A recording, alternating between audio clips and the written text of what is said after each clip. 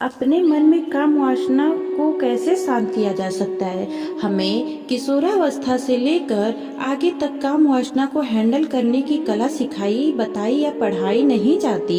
इस विषय पर सभी अंधेरे में रहते हैं। जो छुप कर पढ़ लिया इंटरनेट आदि से या फ्रेंड ने ज्ञान दे दिया उसी पर निर्भर रहते हैं।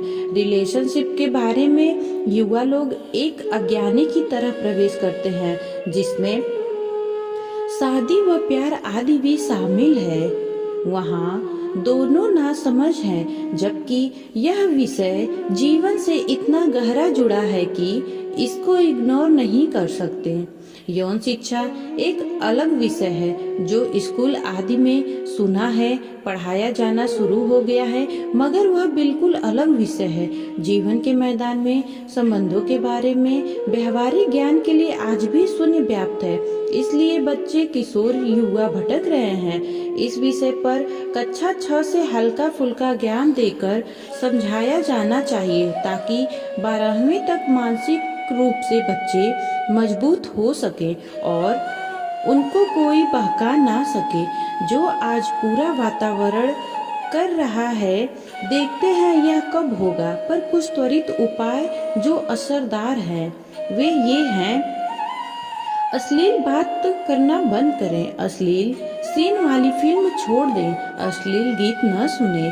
मन में ऐसा उत्तेजक विचार आते ही उसके साथ नहीं जुड़ें, बल्कि उसे इग्नोर करने की कोशिश शुरू कर दें। अगर विवाहित है तो अपनी पत्नी को ही अपनी महारानी समझें और अगर अविवाहित हैं तो प्रेम चक्रों से दूर रहें।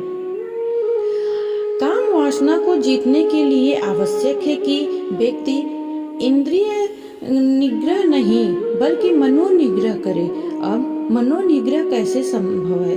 इसी संदर्भ में भगवान श्री कृष्ण जी अर्जुन जी को गीता उपदेश देते हुए कहते हैं, हे अर्जुन, इतनी प्रबल तथा वेगवान है कि वे उस विवेकी पुरुष के मन को भी बलपूर्वक हर लेती है जो उन्हें वश में करने का प्रयत्न करता है। अनेक विद्वान, ऋषि, दार्शनिक तथा अध्यात्मवादी इंद्रियों को वश करने का प्रयत्न करते हैं, किंतु उनमें से बड़ा भी कभी कभी विचलित मन के कारण इंद्रिय भोग का लक्ष्य बन जाता है। यहाँ तक कि विश्वामित्र जैसे महर्षि तथा पूर्ण योगी को भी मेनका के साथ विषय भोग में पवित्र होना पड़ा। यद्यपि वे इंद्रिय निग्रह के लिए कठिन तपस्या तथा योग कर रहे थे। विश्व इतिहास में इसी तरह के अनेक दृष्टांत हैं। अतः पूर्णतया कृष्ण भावना भावित हुए बिना मन तथा इंद्रियों को वश में कर सकना अत्यंत कठिन है। मन को कृष्ण में लगाए बिना मनुष्य ऐसे भौतिक कार्यों को बंद नहीं कर सकता। परम साधु तथा भक्त यमुनाचार्य ने एक व्यवहारिक उदाहरण प्रस्तुत किया।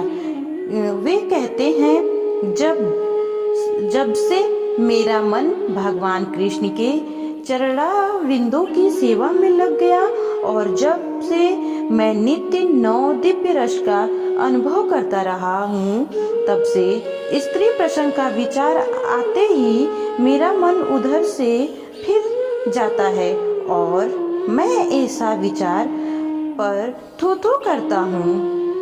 कृष्ण भावनामृत इतनी दिव्य सुंदर वस्तु है कि इसके प्रभाव से भौतिक भोग स्वतः निरस हो जाता है।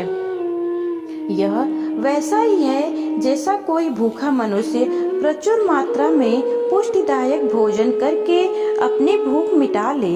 महाराज अम्बरीश भी परम योगी दुर्वासा मुनि पर इसलिए विजय पा सके क्योंकि उनका मन निरंतर कृष्ण भावनामृत में लगा रहता है। जो इंद्रियों को पूर्णतया वश में रखते हुए इंद्रिय संयमन करता है और अपनी चेतना को मुझ में स्थिर कर देता है, वह मनुष्य स्थिर बुद्धि कहलाता है। जय श्री कृष्ण।